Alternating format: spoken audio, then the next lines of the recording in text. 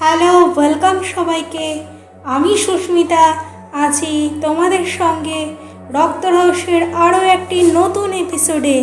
স্বাগত জানাই সবাইকে। আশা করি সবাই খুব ভালো আছো। প্রথমেই বলি, রক্ত রহস্যের 6th এপিসোডে আজকের ঘটনাটির মধ্যে থাকছে বেশ রহস্যময় ভয়ঙ্কর ব্যাপার। আজকের ঘটনাটি গঙ্গার ধারের একটি জমিদার বাড়ির ঘটনা, যা আমাকে রক্ত রহস্যের শ্রোতা তার নিজস্ব অভিজ্ঞতা শেয়ার করেছে। তো বন্ধুরা, আজকের ঘটনাটি বেশ জমজমাটি হতে চলেছে। এই ঘটনাটির মধ্যে অনেক কৌতূহলিক ব্যাপার থাকছে। পুরো রহস্যময় এক ভয়ঙ্কর অভিজ্ঞতার সাক্ষী হতে চলেছেন আপনারা আজকের ঘটনাটি শোনার পর। তাই এখনও যারা সাবস্ক্রাইব করেননি, প্লিজ তাড়াতাড়ি সাবস্ক্রাইবটা করে নিন। কথা দিচ্ছি আগামী দিনে আরও নতুন কিছু আসবে।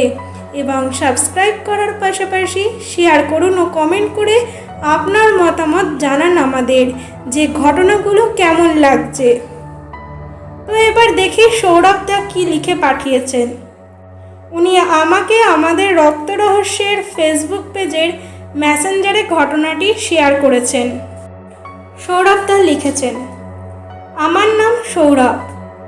আমি পেশায় একজন কলকাতার একটি পত্রিকার সাংবাদিক। আমি আপনার বলা ঘটনাগুলো প্রথম আপনাদের ফেসবুক পেজ থেকে শুনেছিলাম, আর এখন প্রতিদিন নতুন ঘটনা শোনার অপেক্ষায় থাকি। আর তাই আজকে আমার জীবনের ঘটনা আপনার সাথে শেয়ার করলাম। এবং ঘটনাটি পড়ে যদি আপনার ভালো লাগে, তাহলে আমার পাঠানো ঘটনাটি আপনার ইউটিউব চ্যানেলে শোনানোর জন্য অনুরোধ রাখলাম।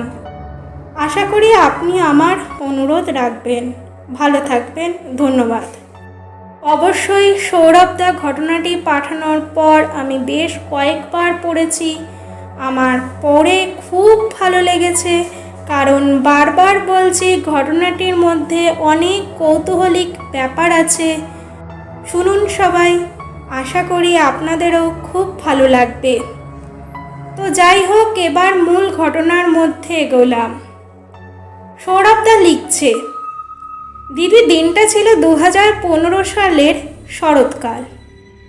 গঙ্গার জল তখনও ভরা ভরা।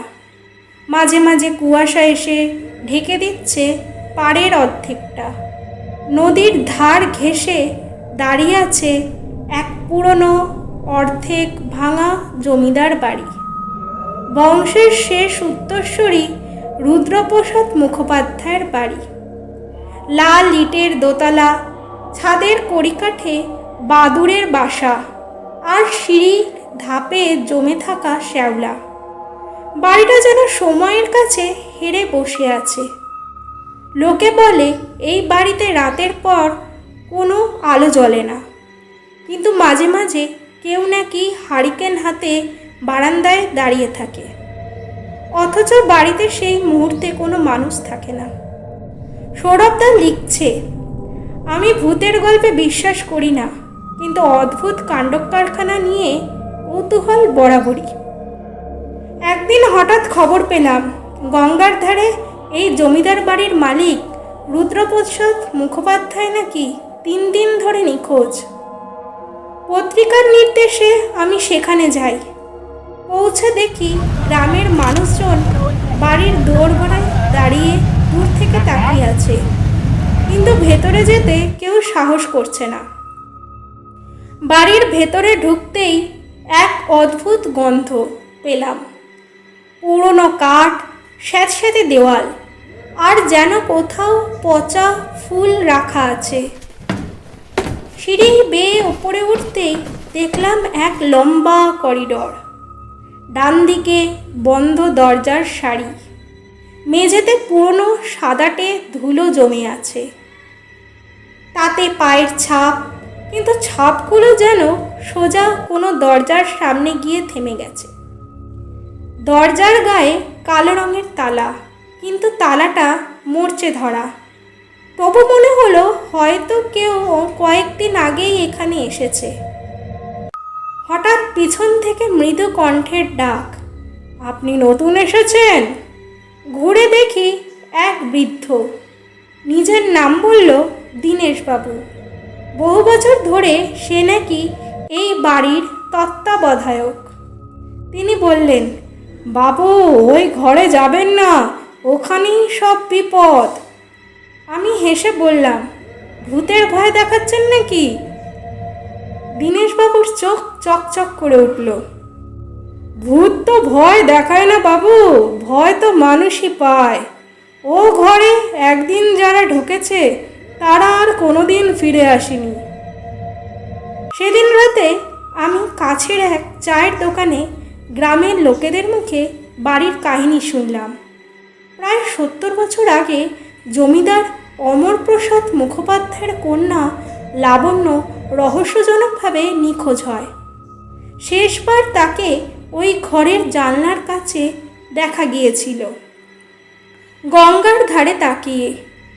পরদিন সকালেই ঘর ফাঁকা, জানলা খোলা, আর জানলার ধারে রাখা ছিল লাল শাড়ির টুকরো আর কিছু গাঁদা ফুল। এরপর থেকে নাকি প্রতি পূর্ণিমায় সেই ঘরে হারিকেনের আলো জ্বলে ওঠে। পরদিন সকালে আমি তালা ভাঙার ব্যবস্থা করলাম।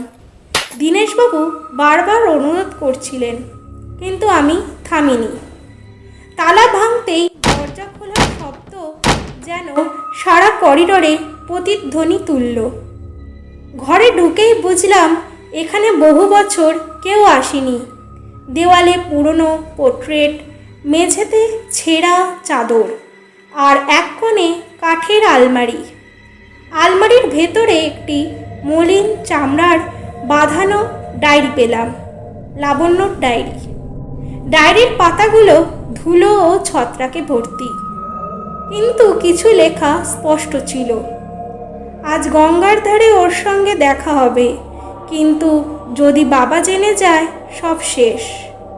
কাল পূর্ণিমা, সে বলেছে কাল রাতেই পালিয়ে যাব। আমি রাজি হয়েছি। তারপরেই পাতা ফাঁকা, যেন হঠাৎ করে লেখা থেমে গেছে। রাতে আমি সিদ্ধান্ত নিলাম পূর্ণিমার রাতেই ওই ঘরে থাকব। হ্যারিকেন, ক্যামেরা আর নোটবুক নিয়ে প্রস্তুত হলাম। ঘড়ির কাঁটা তখন 12টায় পৌঁছালো। হঠাৎ ঘরের তাপমাত্রা নেমে গেল। জানলার বাইরে কুয়াশা, আর ভিতরে আলোর মৃদু ঝলকানি। ডায়েরি হঠাৎ মেঝে থেকে নিজে নিজে উল্টে শেষ পাতায় এসে থামল। শেষের পাতায় যে হালকা লেখা আছে তা এতটাই ফিকে যে আগে চোখে পড়েনি।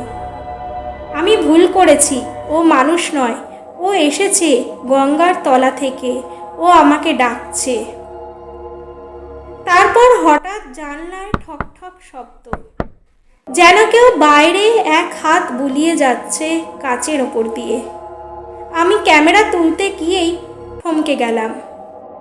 জানলার ওপারে এক মেয়ে দাঁড়িয়ে, লাল শাড়ি, কাঁধ পর্যন্ত চুল, আর মুখে ফ্যাকাশে হাসি। সে হাত দিয়ে ইশারা করল, এসো, আর ঠোঁট নড়ছিল, কিন্তু কোনো শব্দ আসছিল না। কুয়াশার মধ্যে তার পায়ের কাছে গঙ্গার জল যেন নিজে নিজে ফেনাচ্ছিল। দীনেশবাবুর আওয়াজ দূর থেকে ভেসে এলো, পালান বাবু। আমি পিছন ফিরে তাকাতেই আলো নিভে গেল। দরজা ধপ করে বন্ধ হয়ে গেল।